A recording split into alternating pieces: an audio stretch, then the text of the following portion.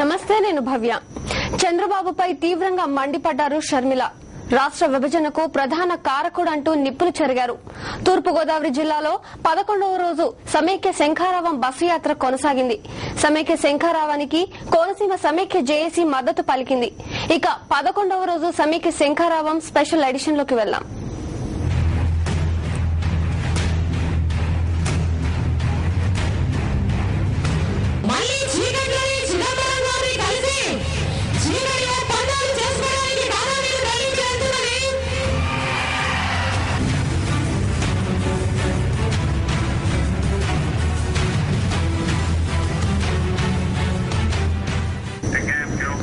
Jagananna bail మళ్లీ తెరపైకి వచ్చిందని, మీరు ఢిల్లీకి వెళ్లడం లేదు అంటూ ఘాటుగా చంద్రబాబును ప్రశ్నించారు షర్మిల.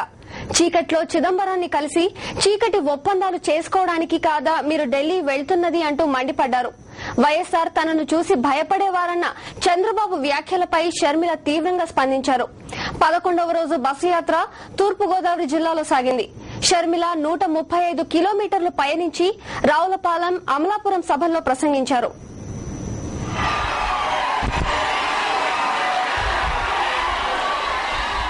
ఢిల్లీకి చంద్రబాబు ఎందుకు వెళుతున్నారో చెప్పాలంటూ ఘాటుగా ప్రశ్నించారు. కాంగ్రెస్ తో కుమ్మక్కు కావడానికి కాదా వెళుతున్నది అంటూ నిప్పులు చెరిగారు.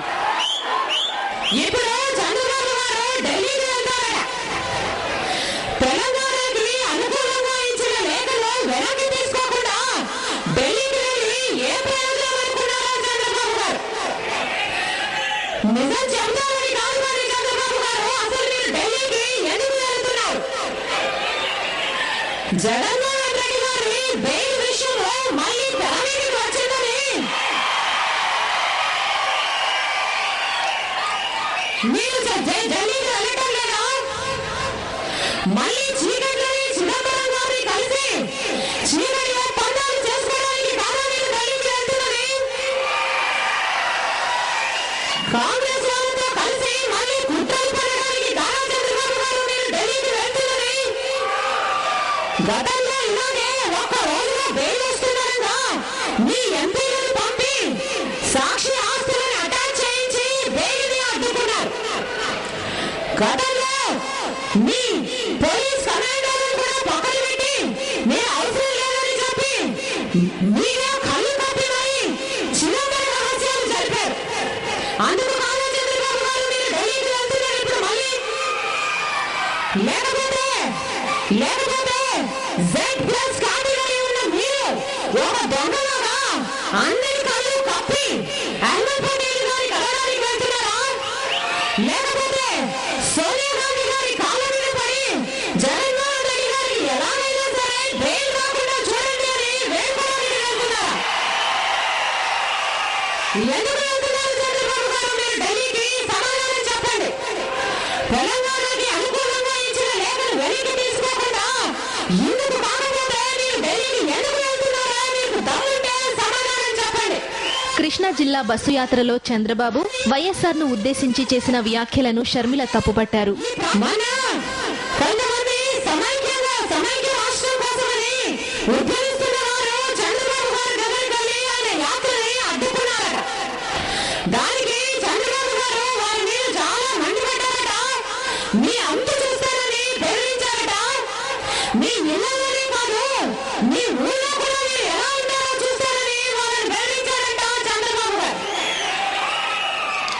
మీ ఇష్టం వచ్చినట్టు మాట్లాడతారా చంద్రబాబు గారు? మీరు అసలు ఏమనుకుంటున్నారండి మీ గురించి? మీరు చంద్రబాబు గారు అన్నారట, రాజశేఖర రెడ్డి గారు చంద్రబాబు గారిని చూసి భయపడేవారట.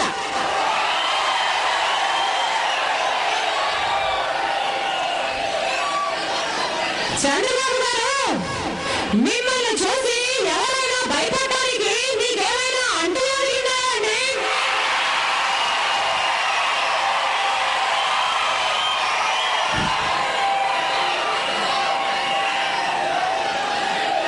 రాజశేఖర రెడ్డి గారు చంద్రబాబు గారిని చూసి భయపడేవారట. రాజశేఖర రెడ్డి గారు చంద్రబాబు గారిని చూస్తే ఒక జోకర్ని చూసినట్టు ఎంతగా నవ్వుకునేవారు. ఎంతగా నవ్వుకునేవారో మీకు గుర్తులేదా చంద్రబాబు గారు? తూర్పుగోదావరి జిల్లాలోని రావులపాలెం సభకు సమైక్యవాదులు పోటెత్తారు. వేలాది మంది సమైక్యవాదుల నినాదాలతో రావులపాలెం మార్మోగింది.